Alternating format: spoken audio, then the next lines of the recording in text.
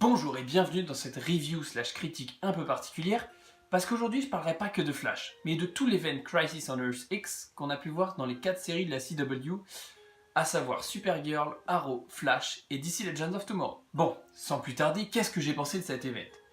Ah bah, des nazis, une Justice League et un mariage, qu'est-ce que vous voulez de plus? C'était juste génial, absolument génial. J'attendais avec impatience un nouveau crossover entre ces 4 séries pour voir ce qu'ils allaient pouvoir nous faire.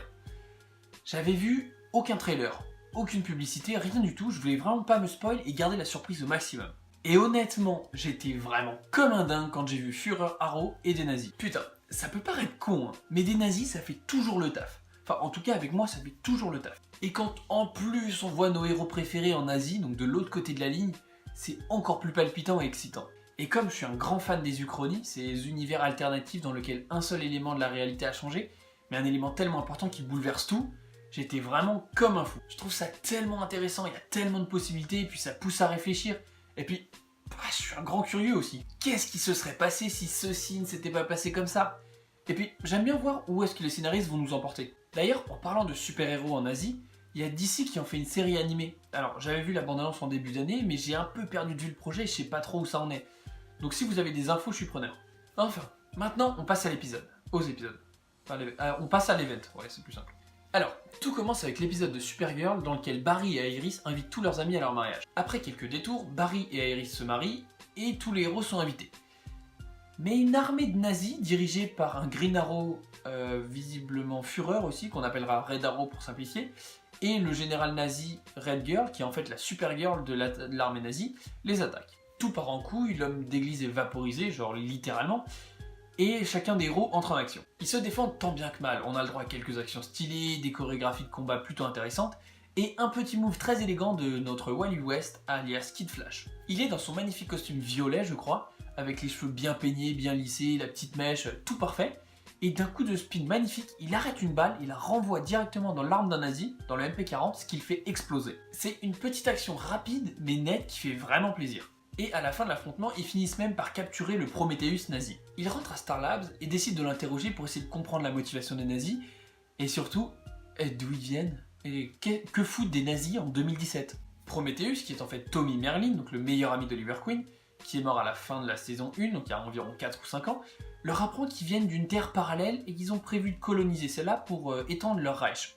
Un plan plutôt ambitieux parce que eux, au lieu de se développer à travers l'espace et de coloniser les autres planètes, eux ils s'attaquent directement aux univers parallèles, comme si c'était pratique. Enfin, Oliver tente de le raisonner et essaye de le comprendre parce que même si c'est un Tommy Merlin d'une terre parallèle, il y a quand même un lien qui unit Tommy Merlin et Oliver Queen. Mais Prometheus reste fidèle à Red Arrow et meurt en avalant une capsule de cyanure. Notre team de héros enquête donc sur cette mystérieuse menace nazie et découvre ce qu'ils redoutaient. Cette armée vient de la 53e Terre, une terre cachée et non référencée parmi les 52 existantes. Une planète qui a basculé et qui est littéralement l'incarnation du chaos, l'incarnation du mal dominant le bien. Cette terre est connue sous le nom de Terre X, d'où le nom de l'event Crisis on Earth X. Cette information nous révèle au passage qu'on se trouve dans les New 52. Mais qu'est-ce que les New 52? Le terme New 52 désigne le reboot de l'univers d'ici, après le Flashpoint Paradox lorsque Barry remonte le temps dans les comics. Il perturbe le passé et efface tous les éléments des anciens comics en voulant réparer la timeline. C'est un procédé qui a permis à DC de supprimer ses vieilles séries en se concentrant uniquement sur 52 d'entre elles en relançant les histoires et les origin stories de tous les personnages. Le tout s'étalant sur un multiverse de 52 terres et 52 séries, d'où le terme New 52. Impec, merci. Alors, si on ne s'y connaît pas un minimum, cette information ne nous dira rien, mais c'est un détail plutôt intéressant pour les fans de comics. Et comme je le disais précédemment, il existe une 53e terre sur laquelle l'histoire a vrillé. Mais genre, totalement. La Seconde Guerre mondiale a été remportée par les nazis, et du coup, c'est eux qui contrôlent la planète. Hitler a donc dirigé le monde, et à sa mort, c'est donc le Red Arrow qui a repris la suite. Bon, maintenant qu'on connaît à peu près les deux camps, on retrouve nos héros à Central City, qui sont en train de s'affronter, et on apprend aussi que Red Girl est mourante. Pour la sauver, ils ont besoin du cœur de Supergirl, genre notre Supergirl, ce qui explique donc pourquoi ils se téléportent vers une terre parallèle. Notre trinité de gentils, composée de Green Arrow, Flash et Supergirl, affronte donc la trinité du mal, composée de Red Arrow, Red Girl et de Reverse Flash. Cet enfoiré supposément mort nous revient de derrière les fagots pour encore emmerder Flash. Bon, là je stoppe l'histoire parce que j'ai environ 1 million de questions à propos de Reverse Flash. Déjà, tant qu'à prendre tous nos héros en Asie, pourquoi ils n'ont pas pris Flash en Asie au lieu de ressortir encore une fois Reverse Flash? Ça permettrait de faire vraiment les némésis, genre la team du bien contre la team de l'enfer, et ça pimenterait un peu les choses. Parce que, pourquoi prendre Eobard? Je sais que Reverse Flash, blabla, le plus grand ennemi de Flash. Mais pour affronter Arrow, ils prennent Green Arrow. Pour affronter Supergirl, ils prennent Supergirl. Pas leur Nemesis. Alors, pourquoi Reverse Flash? Et puis, ça nous éviterait plein de questions aussi. Comment Eobard est-il en vie? Il est censé être mort dans la saison 1-2 de Flash, mais il est revenu dans DC Legends. Bon, là on va rien dire parce qu'entre guillemets il fuit la Speed Force qui essaye de l'effacer. Mais là il revient quand même une 3e fois. Ça fait un tout petit peu redondant quand même, non? Ensuite, pourquoi il a la tête de HR? Je sais que c'est le déguisement qu'il avait dans la saison 1 et 2 de Flash, mais c'était plus le cas dans la série DC Legends, alors ils auraient pu très bien garder sa vraie identité d'Eobard Thawne. Et ensuite, pourquoi il va aider une autre Terre? Y a pas déjà assez d'ennemis sur cette planète? Si vous avez les explications à cela, je suis vraiment preneur parce que là je suis un peu perdu. Enfin, on retourne à notre action. Alors pour faire simple, on a les gentils qui affrontent les méchants, et ça se passe mal puisqu'une partie des gentils est capturée et amenée sur Terre 10. X. J'ai pas dit Terre 10, c'est pas moi. Et là on est plutôt dans la merde. Parce que pendant que tout le monde est prisonnier sur Terre X dans un camp de prisonniers, logique, Eobard veut tranquillement charcuter Supergirl sur Terre pour sauver Red Girl. Mais c'est sans compter sur le sauvetage des super-héros de Terre X qui viennent sauver nos héros des camps et leur permettre de rejoindre la rébellion. Ils y retrouvent les doubles de Leonard Snart, alias Captain Cold, et Winn, le pote de Supergirl. Ici, Leonard se fait appeler Léo, et Winn est le général en chef des rebelles. On rencontre aussi le compagnon de Léo, un certain super-héros doré nommé The Ray, tout simplement. Tous ensemble, donc nos super-héros et les rebelles, vont tenter de laisser rentrer nos héros sur leur terre grâce au portail transdimensionnel des nazis, avant de le faire exploser pour éviter que ces mêmes nazis ne menacent d'autres terres. En attendant, je vous ai dit, c'est bien le bordel sur Terre. Supergirl est sur la table d'opération et Eobard se prépare à la charcuter. Mais c'était sans compter sur l'intervention de Iris et Felicity qui, au final, leur font gagner du temps. Ensuite, ils appellent les Legends en renfort parce qu'ils n'étaient pas tous là pour le moment. Nos héros sur Terre X infiltrent la base nazie et parviennent à prendre le portail pour retourner dans leur monde. Mais à quel prix? Gray, le vieil homme qui fusionne avec Jax pour former Firestorm, est gravement touché. Mais genre, très gravement touché. Et le seul lien qu'il maintient en vie, c'est sa connexion particulière avec Jax. Son corps ne tient plus, mais le lien qu'il entretient avec Jax permet basiquement de partager la douleur et ainsi de le maintenir en vie. Mais cela affaiblit Jax parce que là il est littéralement lié à un mort vivant. Et c'est là qu'entre en scène la formule qui permet de délier Jax et Gray. Ça fait quelques épisodes de DC Legends qu'on en parle, parce que Jax veut continuer à vivre des aventures sur le Wave Rider, donc Firestorm, et Gray de son côté lui veut profiter de sa famille et de sa petite fille. Ils ont donc pensé à divers moyens histoire de délier leurs esprits et leurs corps, et c'est dans ce crossover qu'ils vont trouver la bonne formule. Malheureusement, il ne sera pas utilisé dans son but initial parce que Gray la boira pour éviter de tuer Jax avec lui. On a affaire à sûrement le moment le plus triste des 4 séries réunies. Gray, le vieil homme adorable, super attachant, se sacrifie pour laisser vivre Jax. Honnêtement, sur le moment, j'étais vraiment pas bien, j'ai eu envie de pleurer.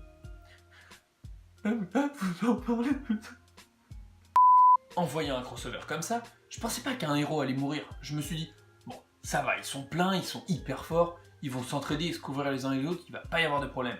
Et puis, en général, les crossovers ont pas d'effet sur les séries respectives. Mais alors là, putain, j'aimerais voir la tête de l'équipage du Wave Rider dans le prochain DC Legends, ça va tirer une tronche. Enfin, maintenant que tout le monde est sur Terre, il sauve Supergirl et se prépare à lancer l'assaut final contre Red Arrow et Red Girl. Et là, oh mon dieu, on a un des plans les plus stylés. On voit notre alliance de héros que j'ai envie d'appeler Justice League, même s'il manque les grands noms de la Justice League. Ouais, puis, vous savez, on s'en fout. On voit notre Justice League sur 3 rangs avec Arrow devant, qui est en train de télécommuniquer avec Red Arrow. Putain, ils sont tous vénères, prêts à poutrer du nazi. Franchement, le plan m'a rendu dingue. Puis sur la scène juste après, tu les vois tous en ligne en train d'avancer là, trop stylé au ralenti contre l'armée de Red Arrow. Ces deux plans sont tellement classe. Ah mon dieu, j'étais pas prêt. Bon, donc baston final, des nazis en bande et des super-héros efficaces. Red Girl meurt à cause de son cœur, elle fait une overdose de radiation et explose. Flash neutralise Reverse Flash mais le laisse partir, comme s'il n'y avait que deux choix, le laisser vivre ou le laisser mourir. Et Arrow, lui, a un peu moins de scrupules, il bute tranquillement d'une flèche dans le cœur son némésis nazi. Je sais que Green Arrow a pas spécialement de problème à tuer ses ennemis, mais je pensais qu'avec le temps il s'était assagi ou qu'il allait y repenser, enfin réfléchir un peu plus. Mais là, non, sans aucune once d'hésitation, bam, flèche dans le cœur, c'est fini. Et voilà, les nazis sont morts, et qu'est-ce qu'il nous reste à faire? Bah ce pourquoi on était venu, célébrer le mariage entre Iris et Barry. Ce qui, au final, se fait en 12 dans un jardin avec uniquement Oliver, Felicity, Diggle, Barry et forcément Iris. Au passage, Felicity épouse aussi Oliver. Bon, pendant l'event, Felicity lui avait dit qu'elle ne croyait pas au mariage et qu'elle souhaitait pas se marier, ce qui avait créé quelques problèmes. Un petit peu quand même. Mais au final, elle a réalisé lorsque Oliver était captif sur Terre X que tout ce qu'elle voulait c'était vivre le plus longtemps possible avec lui. Et donc, ils se marient. Et voilà, tout va bien, qui finit bien, sauf pour Grey. D'ailleurs, on voit une scène avec Jax qui va voir la famille de Grey et qui leur annonce la triste nouvelle. Et là aussi, j'étais pas bien. Bon, ben voilà, maintenant que c'est fini, on passe aux remarques. Déjà, je suis content qu'ils aient fait un event sur cette histoire. Je pense qu'une série entière, ça aurait été trop long. Mais de le traiter que durant un seul épisode, ça aurait été aussi beaucoup trop court. Du coup, le juste milieu entre les deux, c'est de faire un crossover de plusieurs épisodes sur cette histoire. Et je trouve que les personnages présents ont été bien traités. Il y en a pas trop qui sont vraiment laissés de côté, et chacun a sa petite scène, son petit moment, son petit spotlight. On a une scène avec Wally, on a une scène avec Snart, on a une scène avec Felicity Iris, on a une scène avec Caitlin Snow, on a une scène avec tout le monde. D'ailleurs, Caitlin Snow arrive à maîtriser sa double personnalité, alias Killer Frost, et ça devient plutôt intéressant. Et enfin, la dernière question que je me pose, et que certains doivent se poser, pas peut-être, j'espère, il est où Superman? Déjà, du côté gentil, quand il y a un problème, Superman est venu plusieurs fois aider Supergirl. Et je pense que quand des nazis envahissent la Terre, il peut être utile. Puis c'est pas comme s'il avait été créé au début pour combattre les nazis. Et du côté des méchants, on veut voir un Superman nazi. C'est lui qui devrait être le Führer, pas ce Green Arrow sans pouvoir. Bon, je sais que ça aurait bien déséquilibré la chose de foutre Superman dans l'histoire, mais je pense que j'aurais trouvé ça quand même intéressant. Enfin, j'ai pas eu le temps de regarder la saison actuelle de Supergirl, donc peut-être que ce détail était expliqué dans les saisons. Et là, dans ce cas-là, c'est ma faute. Et ben voilà, maintenant je pense avoir fait le tour, donc on va finir là-dessus. J'espère sincèrement que la vidéo vous a plu. Si c'est le cas, comme d'habitude, un petit like, un petit partage, un petit commentaire, ça me fera extrêmement plaisir. Dites-moi vraiment dans les commentaires ce que vous en avez pensé de l'event. Peut-être que vous n'avez pas du tout aimé. À vue de nez, je dirais que cette review va être un peu... oui, beaucoup plus longue que les autres. Mais bon, en même temps c'est normal, je parle pas que d'un épisode, mais plutôt de 4. D'ailleurs, logiquement, elle serait même plus longue que celle des reviews des films. Ça, on verra. En tout cas, portez-vous bien et à la prochaine. Thanks for watching. Subscribe to the channel to watch more.